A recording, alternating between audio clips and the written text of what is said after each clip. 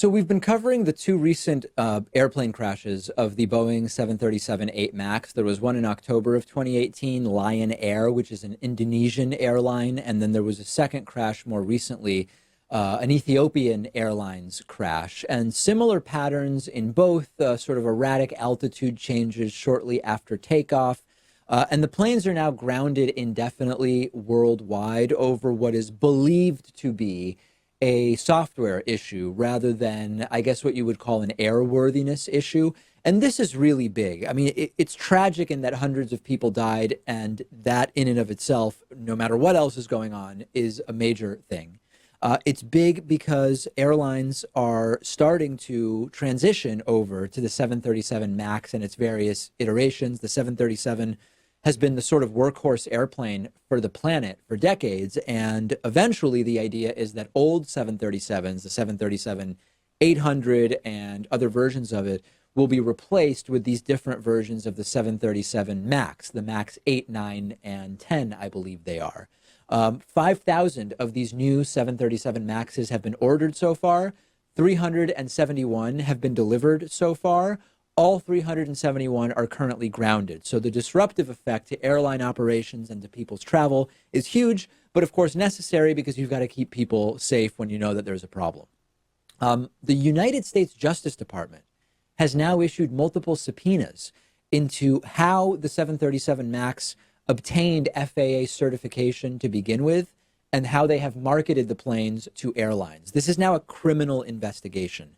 A question that they're asking or want to answer is exactly how did Boeing present the plane as safe and what data was used? Was the data accurate, or could there be criminal wrongdoing in what was done there? We don't actually know right now what criminal laws could be at issue. It's unclear, but we will ultimately see, and this has now crossed over into what is being called a potential criminal investigation, and that in and of itself is huge.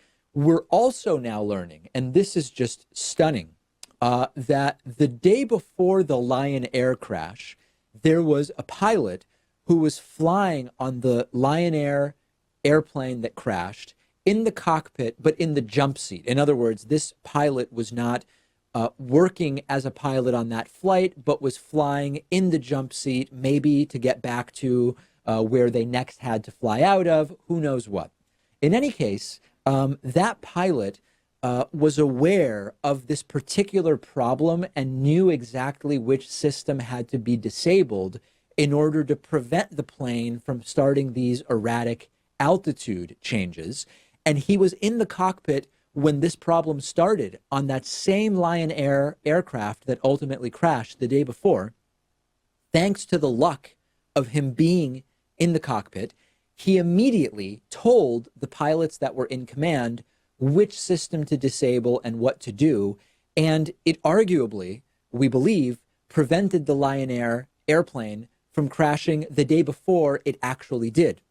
Next day, the different crew flies that same aircraft.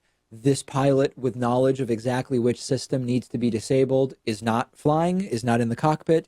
And we know that the plane crashed and killed everybody that was on board. We didn't know this until recently. And this suggests, and I don't know if this is tragically or not, that pilots may have been more aware of exactly what this risk was than has been initially reported, and that the crew that was flying on the day of the Lion Air crash simply didn't know which system it was that needed to be disabled in order to respond to this malfunction. So listen, I mean, I try to be very careful not to react more significantly than is warranted by the facts.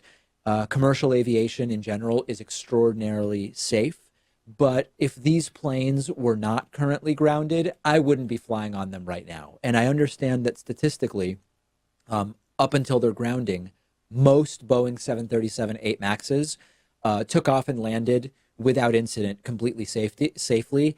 And more than likely, if I were to fly on one, even without this issue being fixed, I would probably be fine.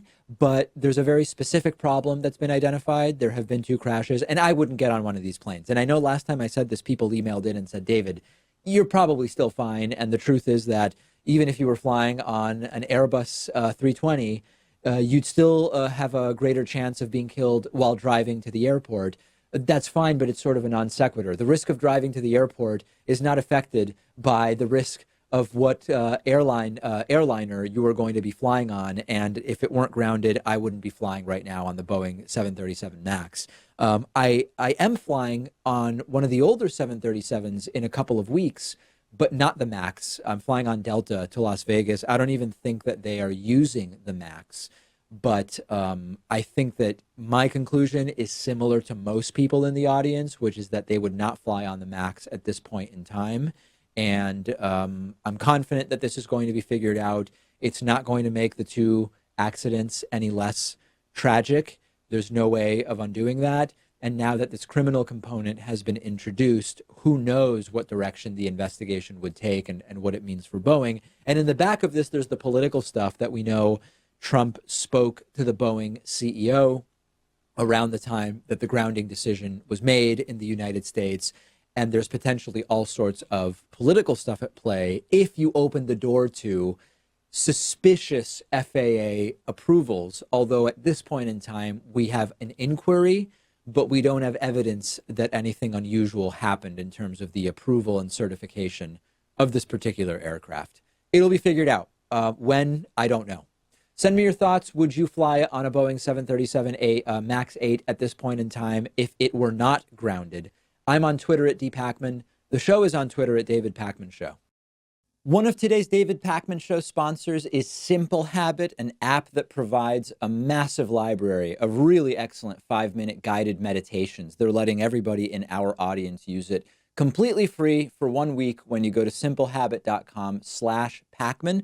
We've talked a lot on the program about the growing scientific evidence pointing to the benefits of meditation, and what really sets Simple Habit apart is the variety of guided meditations that they offer. More than 2,000 made for many different issues that you may be dealing with. If you need help falling asleep, if you have anxiety that you're dealing with, if you want to be more productive during the day, they have meditations specifically tailored for certain times of day, like when you're waking up or your commute to work or when you've just gotten home from work. I'm a huge advocate of meditation myself.